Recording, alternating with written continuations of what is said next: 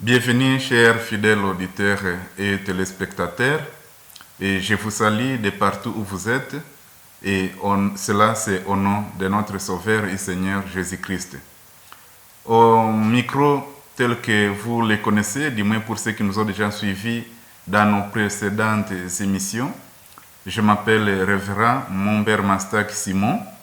Et aujourd'hui, je me suis décidé de vous balancer une thématique très intéressante qui est capable de vous aider dans votre vie spirituelle. Et c'est à partir de mon bureau, et au bureau de l'Université évangélique de la mission en Afrique, IEMA, qui fonctionne à ville de Butembo, à province du Nord Kivu, à République démocratique du Congo, en Afrique. Le thème que je vous présente aujourd'hui est intitulé « L'assurance de la vie éternelle ». Et pour décortiquer ce thème, je m'en vais vous présenter trois figures. Ce sont des plantes et c'est une illustration qui va nous faciliter la compréhension de ce que je voudrais vous présenter.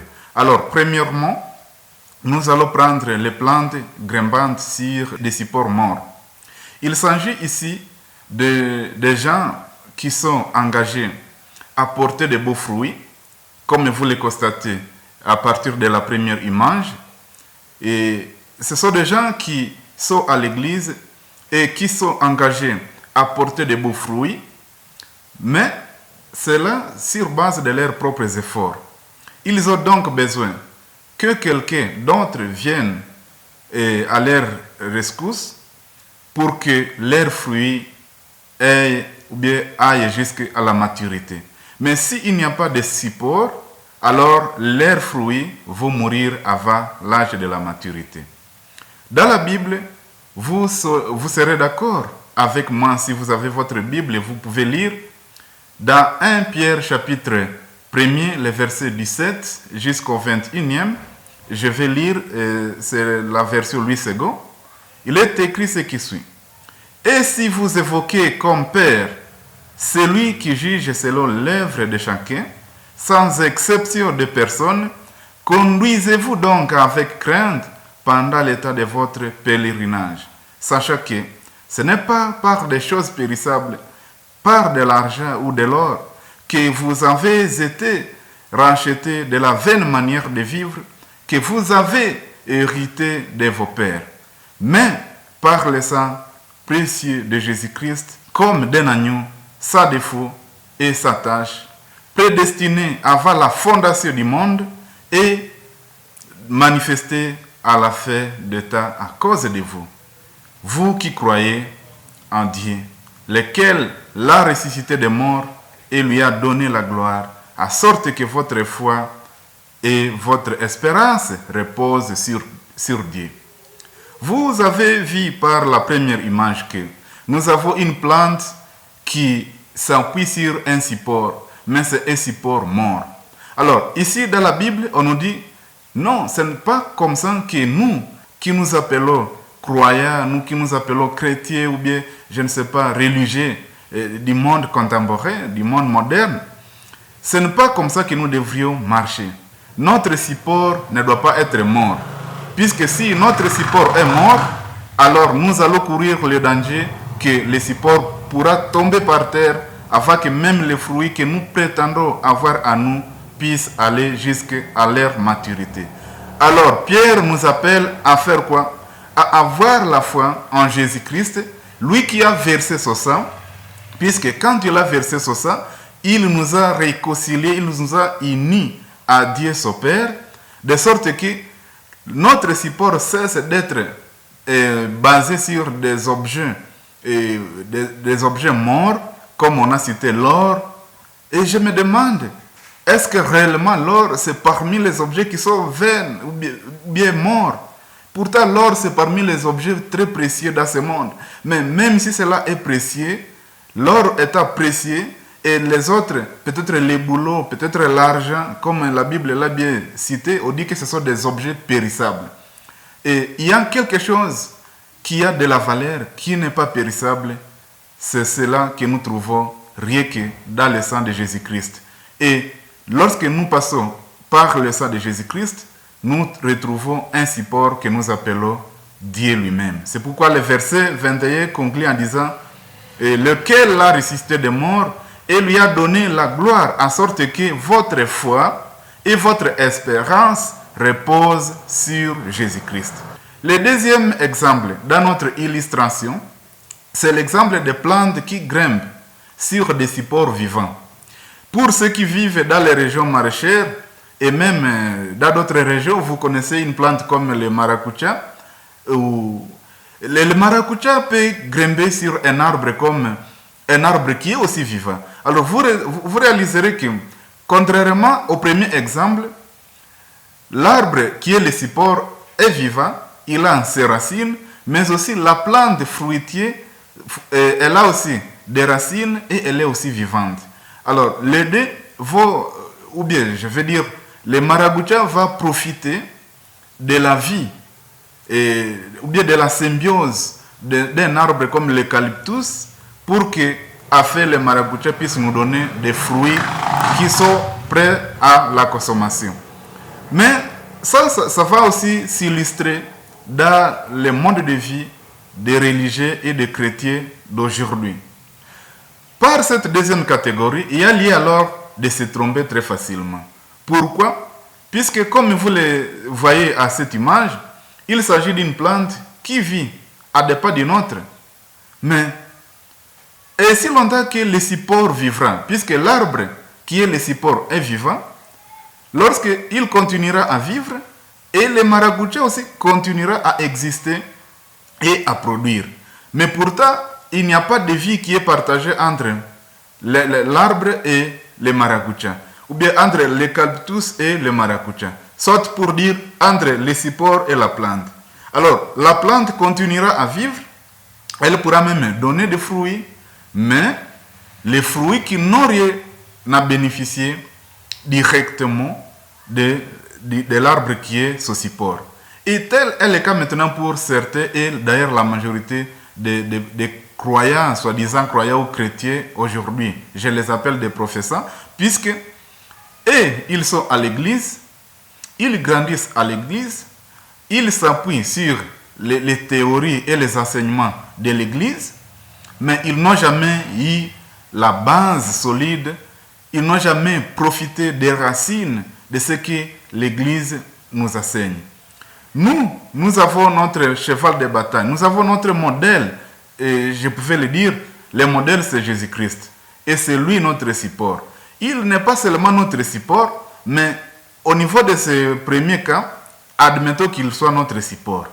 Mais je voudrais à ce que vous réalisiez avec moi dans l'étape 3, dans l'illustration troisième, que Jésus ne doit pas seulement être notre support, mais il doit être une chose, il doit jouer un rôle plus impeccable que celui-ci.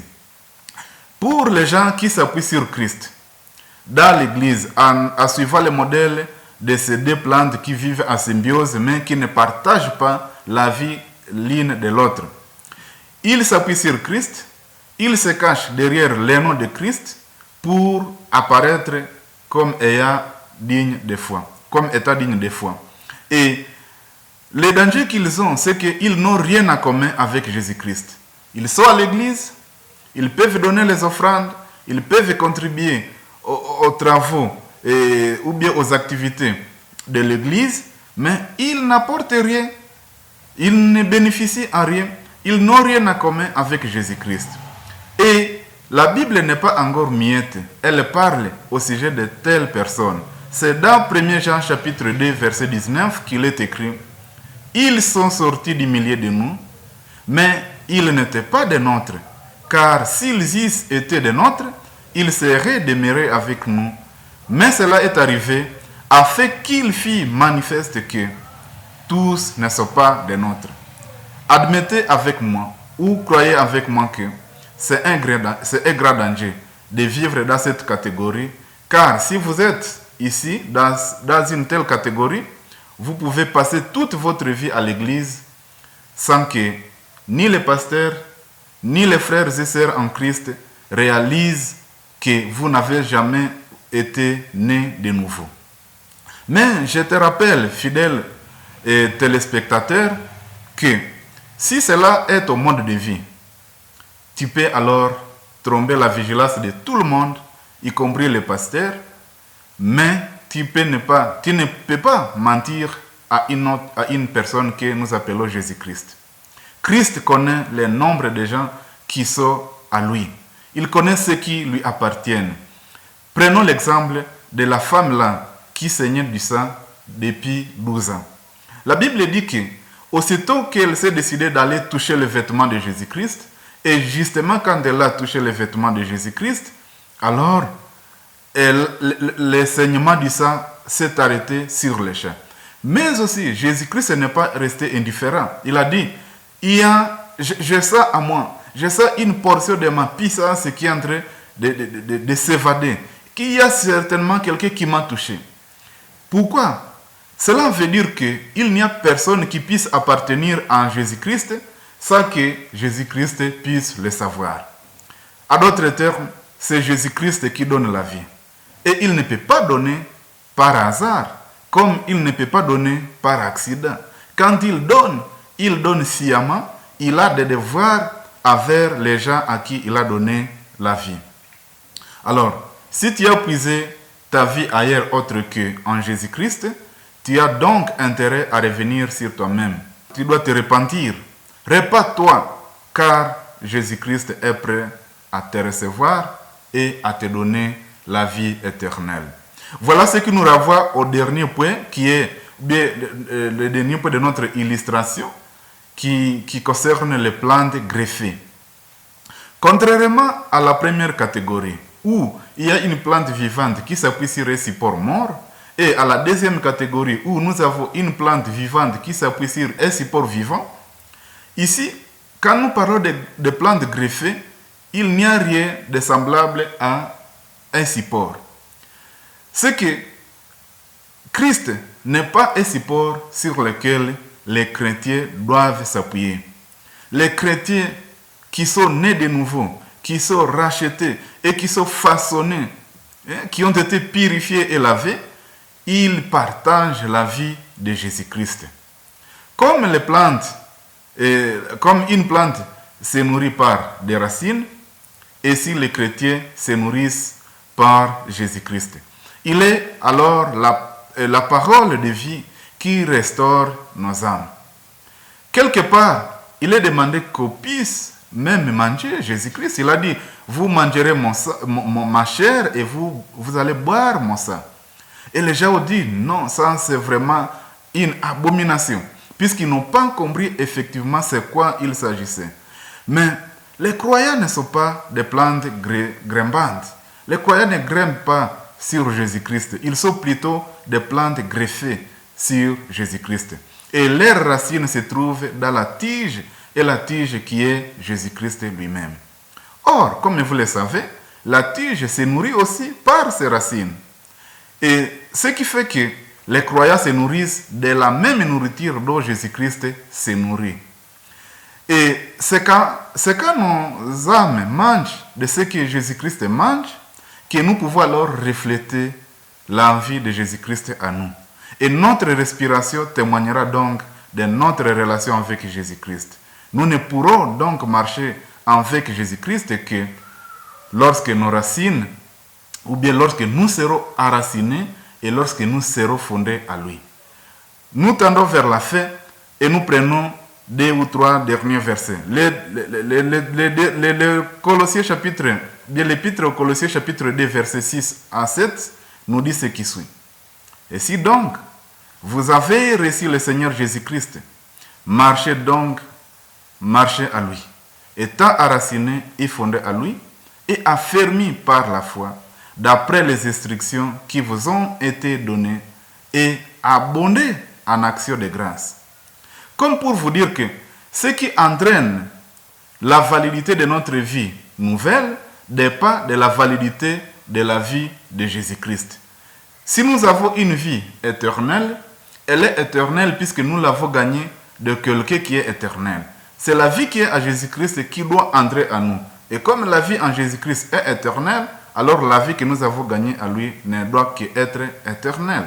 C'est pourquoi lui, il dit aussi, ou bien les Saintes Écritures disent, en Jean chapitre 10, verset 10, il est écrit ce qui suit. Les voleurs ne viennent que pour dérober, égorger et détruire. Mais je suis venu afin que les brebis aient la vie et qu'elles soient dans l'abondance. Je suis le beau berger. Le beau berger donne sa vie pour ses brebis. Voilà. Jésus-Christ est le beau berger. Il n'est pas un support. Il n'est pas seulement un support. Il donne sa vie. Il dit que le beau berger donne sa vie pour ses brebis. Et c'est ce qu'il dit même au verset 28e du même chapitre. Ce qui est écrit, je leur donne la vie éternelle et elles ne périront jamais et personne ne les ravira de ma main. Alors, qu'est-ce que toi tu peux faire? Qu'est-ce que tu peux faire pour avoir la vie éternelle? Voici ce que Dieu dit au sujet de Jésus-Christ et au sujet du salut du monde entier. Le verset le plus connu est ce qui fait la base d'ailleurs de la Bible. C'est en Jean chapitre 3, versets 14 et 15, 16. Et comme Moïse éleva le serpent dans le désert, il faut de même que le Fils de l'homme soit élevé, afin que quiconque croit à lui ait la vie éternelle. Car Dieu a tant aimé le monde qu'il a donné son Fils unique, afin que quiconque croit à lui ne périsse point, mais qu'il ait la vie éternelle. Et dans Jean chapitre 5, verset 24, il est écrit, en vérité, je vous le dis, celui qui écoute ma parole et qui croit à celui qui m'a envoyé a la vie éternelle, et il ne vient point en jugement, mais il est passé de la mort à la vie.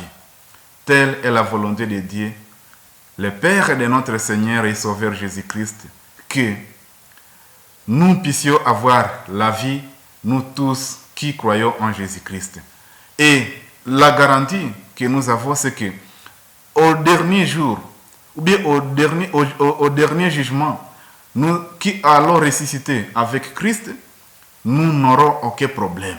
Et c'est pourquoi Paul, dans Romains chapitre 6, verset 22, il dit, mais maintenant, étant affranchi du péché et devenu esclave de Dieu, vous avez pour fruit la sainteté et pour la fait la vie éternelle. Auditeurs et téléspectateurs, je voudrais vous rappeler cette chose. C'est qu'il n'y a rien de dangereux que de s'appuyer sur Jésus-Christ sans partager la vie et les valeurs qui sont à lui. Nous n'obéissons pas à la première illustration où les gens qui ont la vie vont s'appuyer sur des supports morts. Nous ne nous appuyons pas sur la deuxième illustration où les gens qui ont la vie s'appuient sur Jésus-Christ qui a aussi une vie. Nous n'avons pas une vie différente de la vie en Christ. Sinon, nous ne sommes pas alors égaux à lui. Sinon, nous ne sommes pas à lui. Alors, comme nous l'avons dit, les techniciens, quand il faut le greffage, il faut en sorte que la plante greffée partage la même vie que la plante principale. Et c'est ça ce que Dieu, dans sa technicité, a aussi fait lorsqu'il a travaillé sur notre réconciliation. Il a fait en sorte que nous soyons collés en Jésus-Christ, de telle sorte que nous puissions partager la vie qui est en Jésus-Christ, que cette vie soit à nous et que nous soyons en Jésus-Christ. Et c'est ce qu'il dit même dans Révélation, chapitre 3, le verset 20. Il entre à nous et nous entrons à lui. Nous nous copénétrons et nous marchons alors avec lui, puisque nous avons la même nature, nous avons la même vie qui circule dans nos veines, nous avons la même vie pour nos âmes qui est la même vie en Jésus-Christ. Voilà, auditeurs et auditrices, je vous invite donc à croire en Jésus-Christ, puisque si vous croyez en Jésus-Christ, vous serez sauvés et vous aurez la vie éternelle, la vie que Jésus-Christ donne, puisque lui a vaincu la mort et il a jeté dehors l'ennemi qui nous accusait jour et nuit. Alors vous serez plus que vainqueurs en acceptant et en croyant en Jésus-Christ. Que Dieu vous bénisse. Merci beaucoup.